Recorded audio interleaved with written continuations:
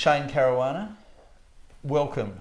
Yeah, thanks for having me. As a representative, as Coastal Liners. A very visible presence on the coast, but what does Coastal Liners do? Look, we're the premier bus and coach operator up here on the Central Coast. We're based at Sparks Road at Warnervale, and we've been in business for actually this year celebrating 25 years servicing the Central Coast. So we're still family owned and operated, which is fantastic.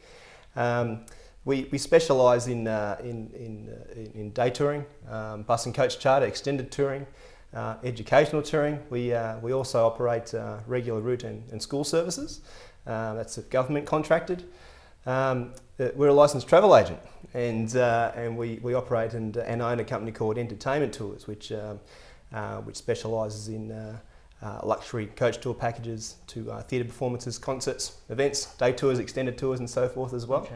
So it's we operate a fleet of 22 vehicles. We've steadily grown, and at our peak, we operate upwards of 40 people. So, okay, it's a big employer here on the coast. Yeah. Well, getting people around the coast is a difficult thing. I think the state government actually recognises that too. Yeah, look, it's been interesting the last few years.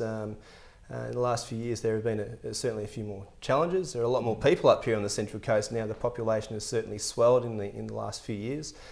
So looking at it from, I suppose, two perspectives, we provide a public transport element to our business, and also the, I suppose we can say, the more fun side to it, the tourist side.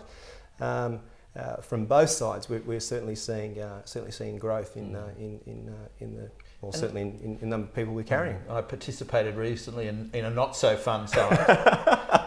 Actually, I've got to say, it was a great community event, the Five Lanes. Sure. And you guys were involved with that. Absolutely. It's a tremendous event. I don't know why I didn't catch the bus. Both ways. That would have been much easier. What drives a family business, at that level, do you think? Yeah, look, I think it's quite simple. We love what we do. We love what we do. I personally love what I do, and look, it's a challenge as well. I think I'm naturally a driven person, and I enjoy a challenge. And certainly my role is diverse and different every day. From a young age, I've always been been interested in travel and in transport. And I think I was fortunate enough once again from a young age to have travelled extensively. And I suppose when I was growing up, going through my teens, I thought, geez, I think that why not turn this interest into a career, and that's what I did. That's what I personally did. Went and studied and got my tourism degree, and that opened up opportunities. I worked with Qantas Holidays in the UK and Ansett for a small amount of time, and Kendall Airlines and AAT King's Coach Tours, and sort of here we are today. But it's good. And you talked your dad and mum into buying the bus company. Yeah, look, it's good. They're certainly passionate about what happens there, and like I said, we just really love what we do, and we put everything we've got into it, and we employ a great team of people. So, Well, you're smiling now, and you do work as an extraordinary family business. Are you always smiling? What would you change about family businesses if you could? And remembering you're from Malta. Yeah, sure.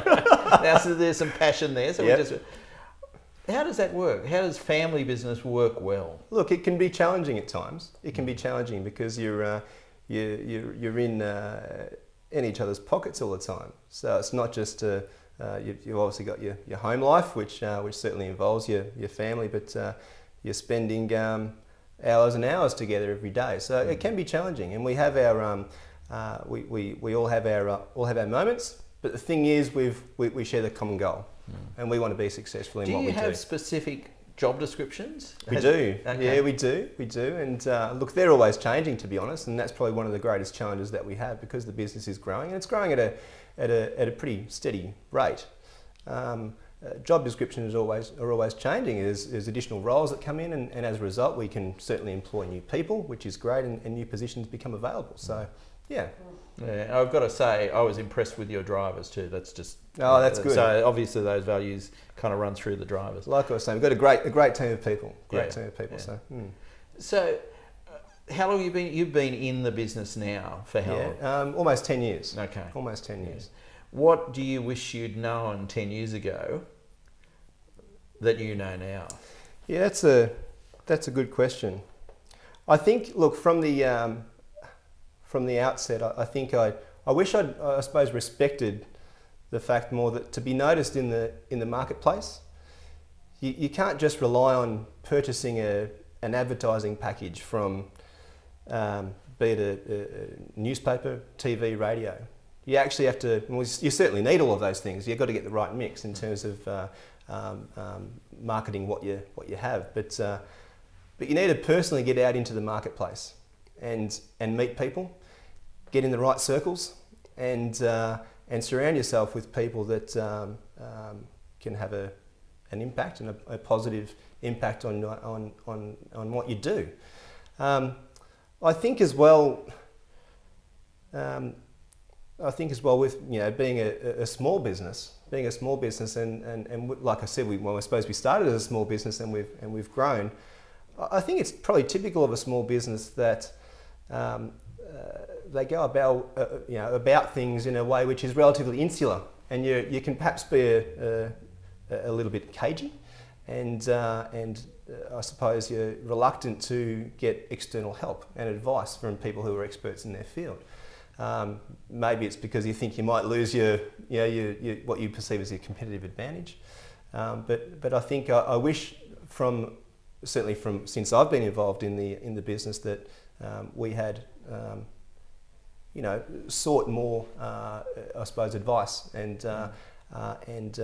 direction from external sources, and maybe we may have progressed a little bit faster than what we have, but you don't want to go too fast. That's the other thing too. We have grown at a very manageable pace, but things may have progressed a little bit differently. That's all. Okay. No, that's interesting. I happen to know of a business advising group that will probably ring you after this, called the Big Paddle Company. But that's enough about my company.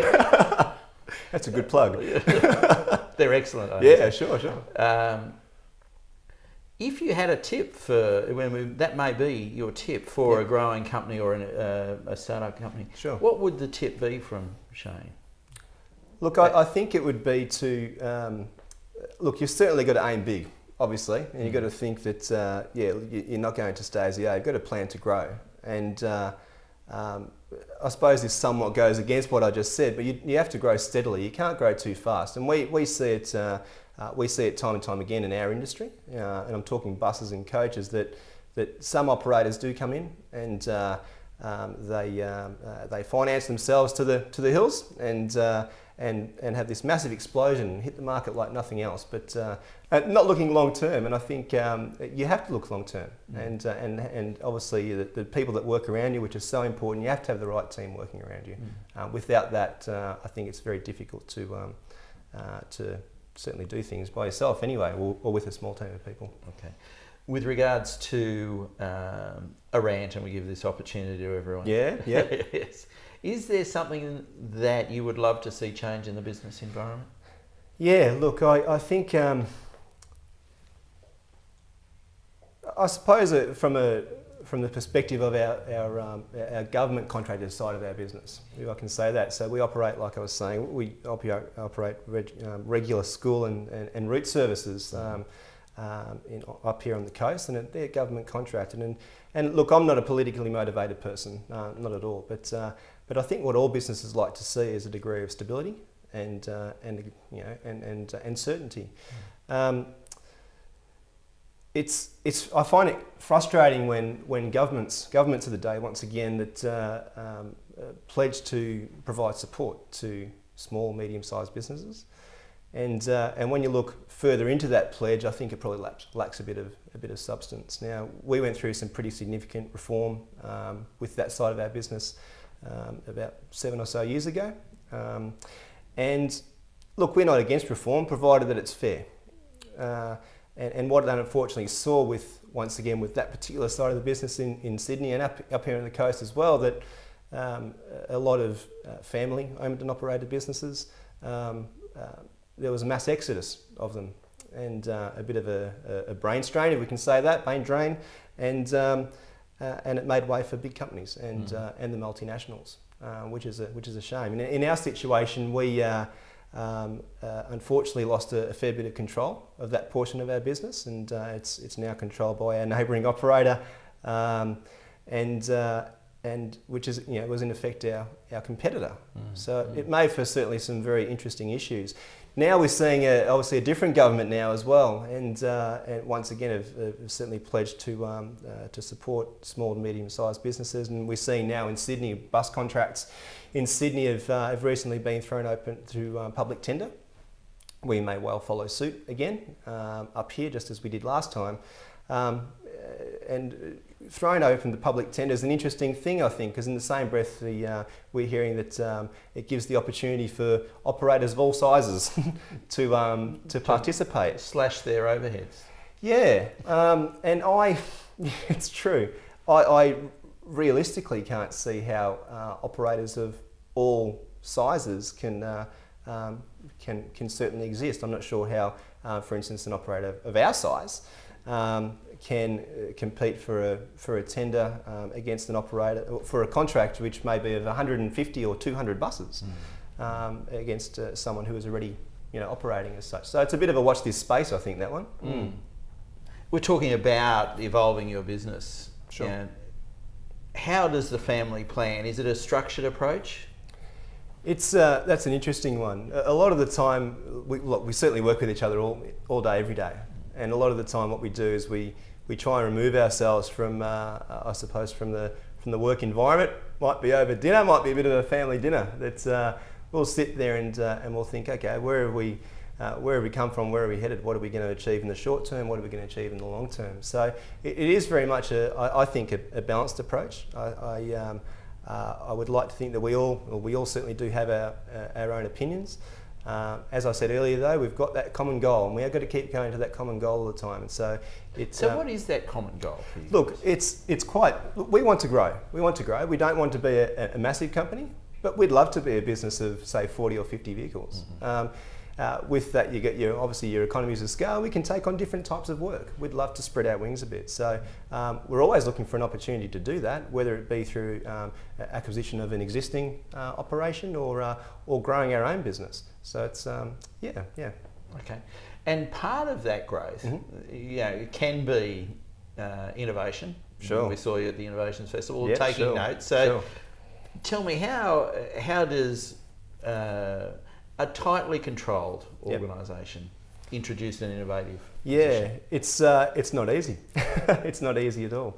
I was saying earlier, we've got to be involved in the right circles, and what that does, I think, is stimulate ideas and thoughts, new opportunities. So there might be opportunities for instance, in Sydney that exist, and bringing people up here to the Central Coast, for instance. So we're always looking for different opportunities that may present themselves up here on the coast first, and then certainly if there are people from outside the coast that we can certainly bring up here, we certainly will as well. So I've muddled this up, mate. No. You are a participant with the Central Coast International Sevens rugby. Absolutely, tournament. yeah, absolutely. That gives you exposure. Yeah, it certainly does. Look, we put a good weighting in we certainly want to be very much involved in the community. There are a few different events and organisations that we get involved in, and that certainly is to increase awareness of our business up here on the coast. And I think it's paying dividends as well. So. The Rugby Sevens, as you mentioned, as well. So we're involved with the Central Coast Mariners. We're involved with the Central Coast Bears, one of the foundation sponsors there, and if it certainly does eventuate, we'll be their official transport supplier. Central Coast Academy of Sport, Five Lands Walk, as you mentioned as well before, the Central Coast Centurions. So we do put a good amount of effort into the community. We support these different events and organisations, and we're well and truly a part of the community. Yeah. All right, really appreciate your time. Thank you very much. It's a pleasure to be here. Thanks a lot. Thank you.